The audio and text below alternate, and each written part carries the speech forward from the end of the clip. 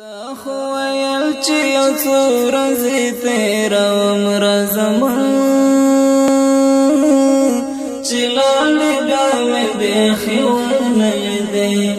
دا کتابونه امانت در سره ږدم راځمه چې لاړې بیا مې بیخي ونه لیدې تا خو ویل چې یو څو ورځې تېروم راځمه چې لاړې بیا مې بیخي ونه لیدې دا کتابونه امانت در سره ږدم راځمه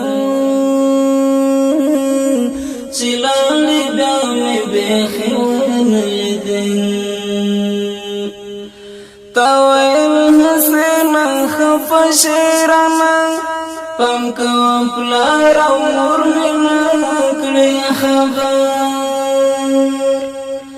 دغه باندې در صورت ته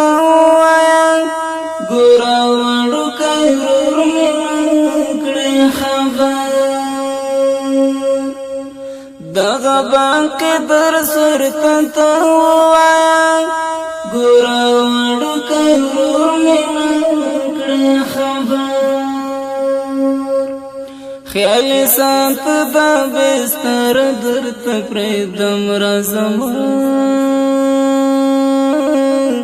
چې لاړې بیا مې بیخي ونه لیدې خیال سات دا بستر درته پرېږدم راځمه چې لاړې بیا مې بیخي ونه لیدې تا خو ویل چې څو ورځې تېروم راځمه چې لاړې بیا مې بیخي ونه لیدې دا کتابونه امانت در سره ږدم راځمه چې لاړې بیا مې بیخي ونه لیدې ستا کتابونه مې ساتلې درته شهید یار ته راځې او کنه استاد دې هم کوي بار بار پوښتنه ای ګل نګار ته راځې او کنه استاد دې هم کوي بار بار پوښتنه ای ګل نګار ته راځې او کنه اوس دې پوښتنه له ملګرو نه کوم راځمه چې لاړې بیا مې بیخي ونه لیدې اوس دې پوښتنه له ملګرو نه کوم راځمه چې لاړې بیا مې بیخي ونه لیدې تا خو ویل چې یو څو ورځې تېروم راځمه چې لاړې بیا مې بیخي ونه لیدې دا کتابونه امانت در سره ږدم راځمه چې لاړې بیا مې بیخي ونه لیدې تا خو ویل چې زه په پټه ځمه انټي والا را باندې ما خبره وه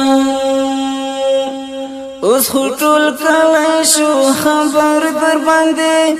تا خپلوان را باندې ما خبره وه اوس خو ټول کلی شو خبر در باندې تا خپلوان را باندې ما خبره وه اوس د خړ پړ مزار ته اوښکې تویوم راځمه چې لاړې بیا مې بیخي ونه لیدې اوس د خړ پړ مزار ته اوښکې تویوم راځمه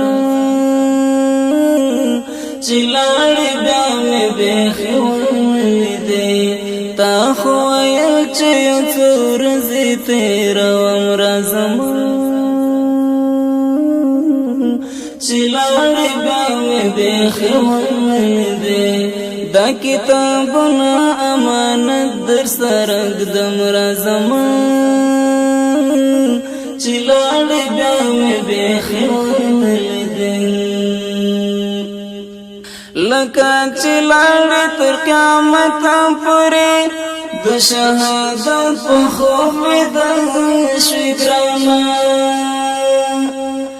لره بر ګورم درک دې نشته چېرته دې ولاټوم څنګه شوې ګرانه